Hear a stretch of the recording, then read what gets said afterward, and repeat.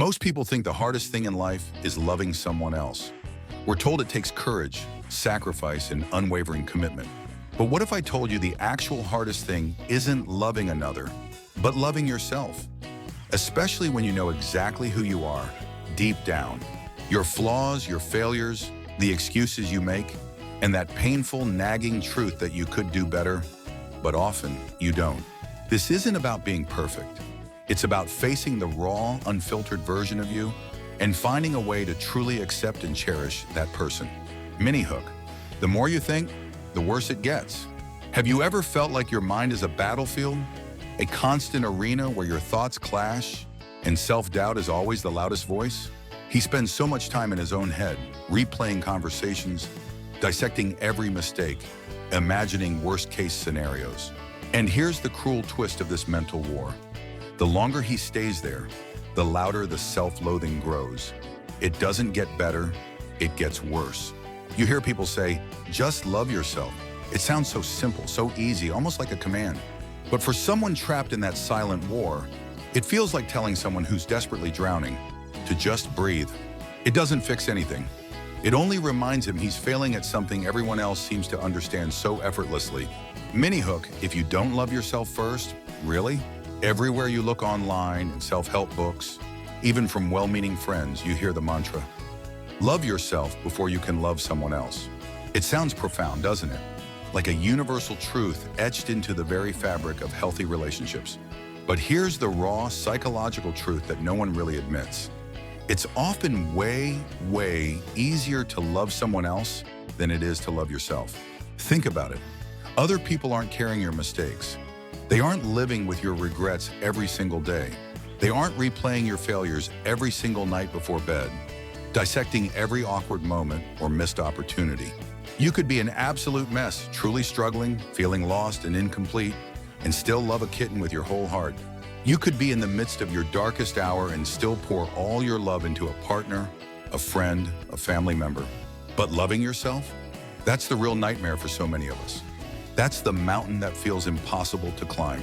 Mini hook. You're not broken, you just learn differently. Psychology offers a fascinating and often overlooked perspective on this. It suggests there are broadly two categories when it comes to self-love. First, there are people who simply never learned to love themselves. It wasn't taught, modeled, or nurtured in their formative years. Then there's the second, more intense group, people who actively hate themselves.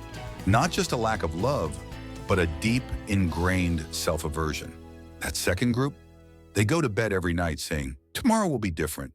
Tomorrow I'll start fresh. Tomorrow I'll be better. And then they wake up and find themselves living the exact same day they swore they'd leave behind.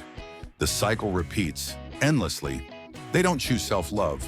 It feels too big, too overwhelming. Instead, they choose self-appeasement, tiny comforts, small distractions, anything to silence the chaos and the critical voices in their head, just for one more day.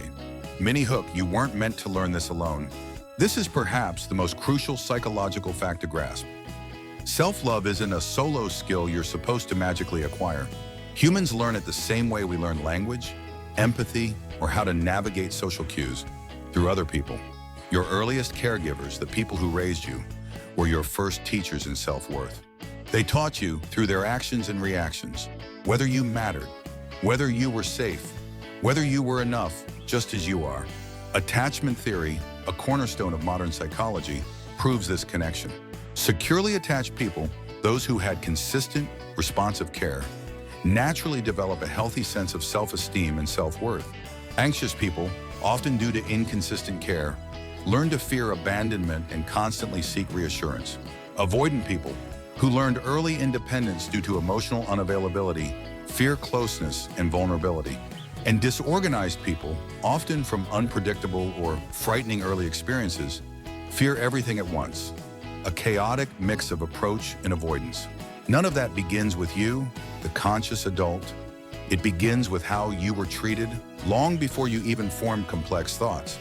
If you were loved correctly, with consistent warmth, acceptance, and validation, you internalized your inherent worth. If you were rejected, ignored, or made to feel like a burden, you internalized shame, a deep belief that something is fundamentally wrong with you. Simple, brutal, human. This isn't your fault, but it is your reality. Mini hook, even if the self-hate is true, does it help? Some people genuinely believe their self-loathing is justified. They can list every mistake, every missed opportunity, every perceived flaw. And honestly, sometimes they're right. We all make mistakes, we all have flaws, we all fall short of our potential. But even if the criticism is factually true, psychology is crystal clear about one thing. Self-hate never ever makes you better. It only makes you stop trying. It paralyzes you. It tells you, why bother? You'll only mess it up again. The perfectionism that demands flawless execution, ironically, leads to paralysis, because anything less than perfect feels like utter failure. The endless cycle of, I'll start tomorrow, isn't a sign of laziness. It's a symptom of feeling unworthy of the effort or terrified of failing again. It's not a moral failure on your part, it's conditioning. It's a learned response to feeling unsafe, unloved, or inadequate. Mini hook, humans aren't built for isolation. You've probably heard the advice, be happy alone. You don't need anyone else to complete you. And while independence is important, humans are fundamentally, biologically wired for connection, for community, for bonding, for belonging. Trying to build self-love in total isolation is like trying to learn swimming without ever touching water. Yes, you can absolutely grow and evolve when you're alone. Solitude can be powerful for reflection, but you were never meant to start alone. Your foundation for self-worth, your blueprint for love, was laid in relation to others. Mini hook, here's the part that gives you hope. So, if self-love isn't built through endless positive affirmations whispered in the dark, what actually works?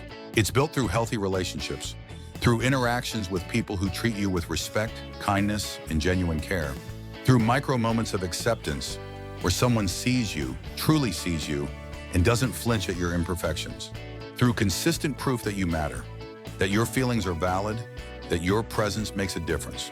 And slowly, sometimes painfully, but always beautifully, your brain begins to rewire. Your internal narrative starts to shift. Self-love grows through experience, not just imagination. It's an active process of living and connecting. This isn't your final form. If you feel broken, behind, or unlovable, you're not failing at life. You're reacting exactly how a human reacts when they weren't taught how to hold themselves. But conditioning can be rewritten. Your story can be too. You're not done, you're just starting, and it starts now.